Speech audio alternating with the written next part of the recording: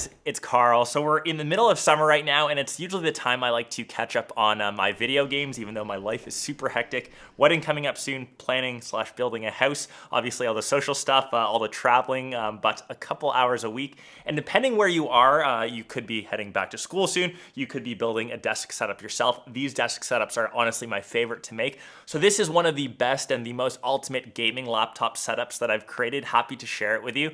We'll obviously start with the main component first, which is this new beast of a laptop. This is the Alienware M16, powered by the AMD Ryzen 7000 series, and it's one of the first laptops with these new chipsets inside. And I pulled it off the desk. This thing is an absolute beast, an absolute monster, maybe the best gaming laptop that I've used. This exact spec has the Ryzen 9 7845HX, 32 gigs of RAM, a terabyte SSD, and the RX 7600 MXT in this beautiful chassis. And when I initially unboxed this, right away I kind of thought that there was something special. The experience of it was really nice, and of course with Alienware, you've got that super sleek design, obviously the classic logo on the back. All of these lights change, and what I really like is this little LED light bar around, and I've actually got it matched to match my little Porsche wallpaper with the hints of blue.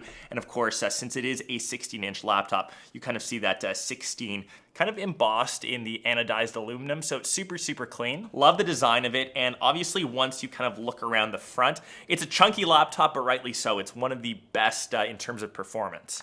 This actually has the best tactile mechanical keyboard that I've used on a laptop, period. They're Cherry MX switches. It is so nice to use. Let me just get a bit of that clickiness for you.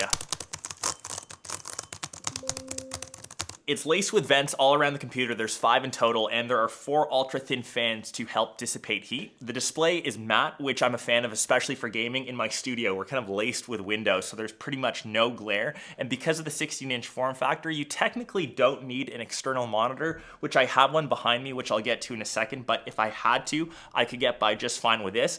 But the biggest thing that I love about this, because it's a big beast, it's a hunky guy, all of the I/O ports are on the back. So when you hook it up to a little desk setup like this, you can make it nice and clean, nice and integrated. You have nothing coming out from the sides, and everything can go from the back. Obviously, you've got power. I will say that the charging brick, it is quite large.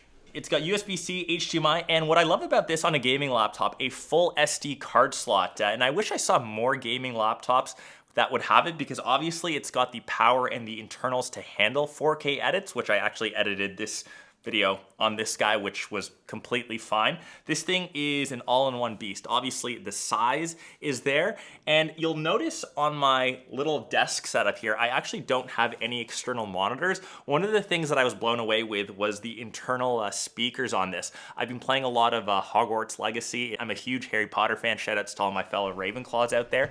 The soundtrack on that is pretty epic, and listening to that on this has been such a pleasure. Thankfully, I'm the only one at my studio, and as we can see with some of the accessories later, I do have some headphones if you want to rock, but the speakers on this have been top par. Rather unorthodox, to say the least. Unorthodox? It's inconceivable. It's... fig. And every other game that I've been throwing at it have been crushing it on ultra or the highest settings at the highest frame rate. Even though I suck terribly, say it like COD, I can get by crunching through on this one machine, which I think is super dope. So definitely recommend it on this. I'm a big fan of the design. Keyboard, phenomenal. Build quality is kind of on point. There's no bend, no weird flex in the chassis. It feels like a premium laptop, as it should for this price. But this is obviously kind of component one of the desk and the main heart of it. So now that it's docked, you can see that I've got it connected to an LG Ultra Gear monitor. It's the 32GQ850. I think this monitor size is kind of the sweet spot, maybe even a bit on the large end. You don't need anything ridiculous like a 38, 42-inch, extreme ultra wide, unless you're doing some racing games where you need to see a lot of the peripheral. This is kind of the sweet spot for that. It's a simple plug and play, and because the M16, all those ports are on the back, you kind of can keep your cable management a bit on point. And this is kind of where it gets to the desk. So you can either go anywhere from, super budget, what a lot of students rock, or the YouTuber classic. It's the 2 IKEA Alex drawers plus little kitchen countertop. You can go as budget as that, all the way to what I have here, which is a bit more premium. It's from Artifox. It's in this beautiful walnut wood finish and has extra premium features. I wouldn't say justified for the price, but they're nice to have. It's got a little slot for cable management. It has this nice grill on the back that you can tie cables to. It even has a peg for your headphones. When I'm not listening to gameplay through the laptop, I can just stick my Logitech Pro X's, which I have. They're solid, 150 bucks. I've had these for a couple of years and I've had no reason to upgrade yet. Regardless of your desk choice though, I would still recommend to get a little desk riser. This is what really keeps, I think, the setup clean. This one specifically is from GroveMade. It's surprisingly in a very similar walnut wood finish. And what this does, it hides the cables from your eyes from actually seeing them go to the back of the desk, which I think is 98% of the battle. No one has to see, what lives on the ground.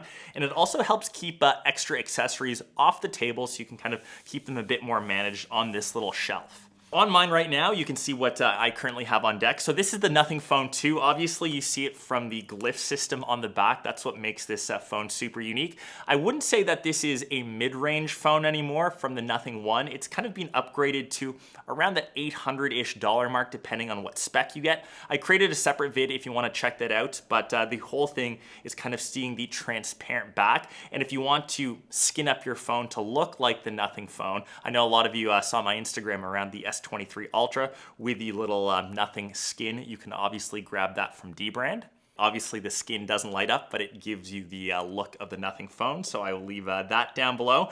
For lights, this is one from Logitech. Once again, this is pretty simple plug and play.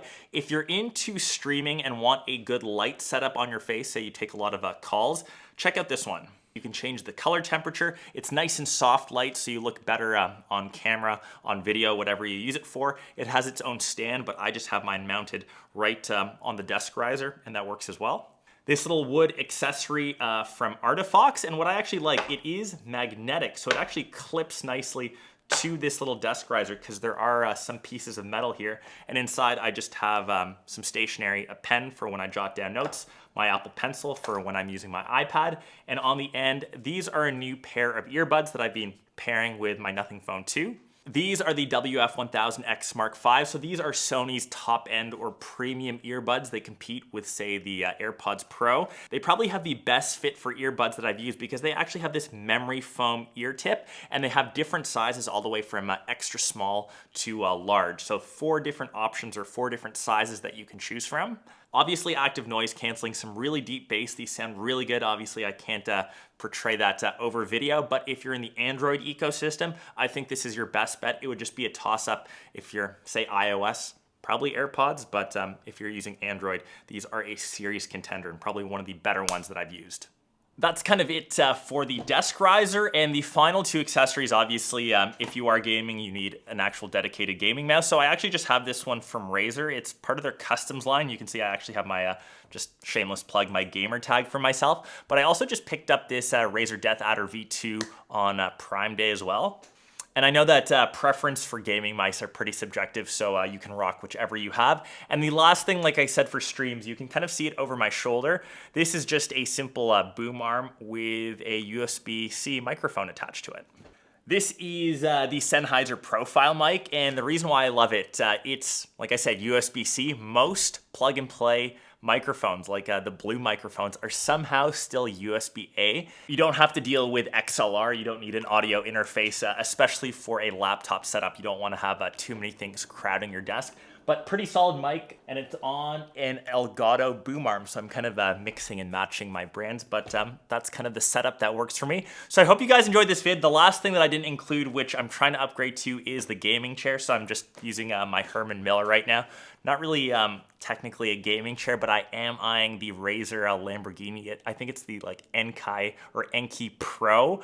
That will be coming into the studio because it has bits of orange. Obviously, I'm a big automotive fan. You can see with my wallpaper, but that's the next upgrade on the list. I hope you took some useful tips. Remember, everything is listed down below in the description. And if you are someone that's crushing gaming right now in the summer, catching up on a couple of those games, or heading back to school, that's where I played literally the most video games in my life. So I wish I was heading back to school.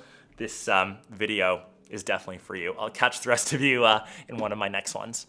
Peace.